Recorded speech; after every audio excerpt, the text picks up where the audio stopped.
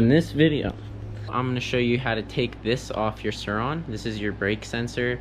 When you touch the brake, it cuts the motor out, and when you're wheeling and you're trying to balance between the motor and the brakes, that can really mess with you. So I haven't taken it out since I got the bike because I thought it was going to be really hard, but it was actually really straightforward, so I'm glad I did it, and stay tuned to see what I think about it when it comes to wheeling.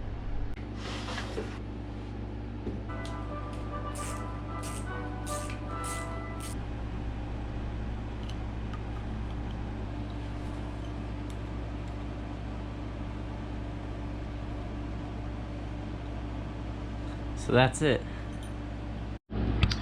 So I've traced the wire, okay, so it starts right here, goes down there through the suspension,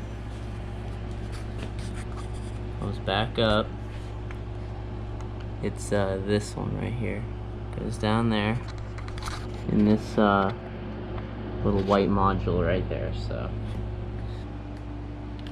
Boom! Wow, you know, I've been trying to do this for pretty much since I got the bike, and it was too intimidating, but that was easy as shit. So I think if you want to do this, just do it.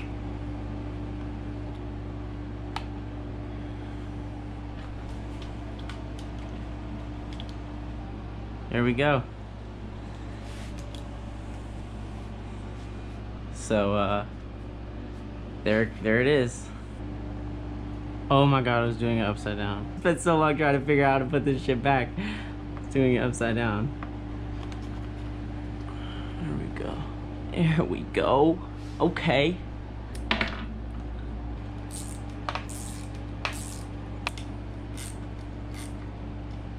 Put pressure on the rear brake, and if the bike moves with the throttle, then I have succeeded. Let's go!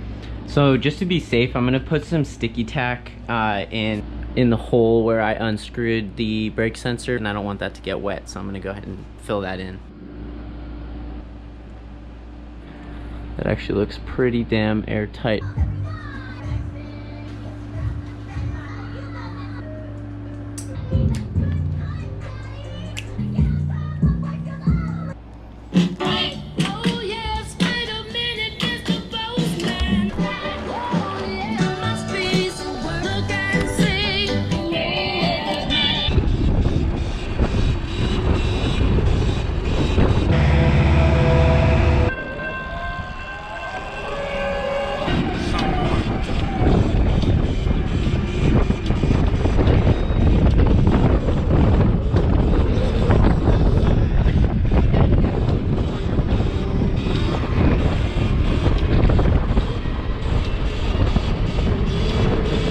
So that was all without using any brake.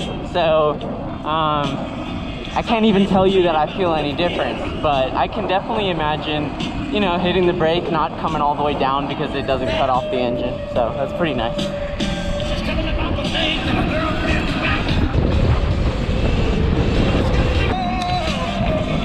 No way! Oh my god, this is my first knee knock!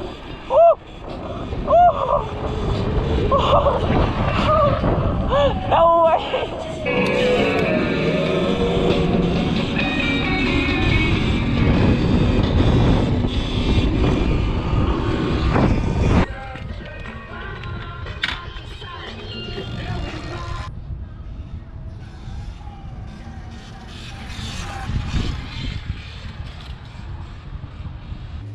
Alright, thanks for watching. I hope this was helpful. I was always intimidated to try to remove the e-brake sensors, but I'm glad I did it. It was really straightforward. I would totally recommend it. Follow my Instagram @SURRONster, and yeah, stay tuned.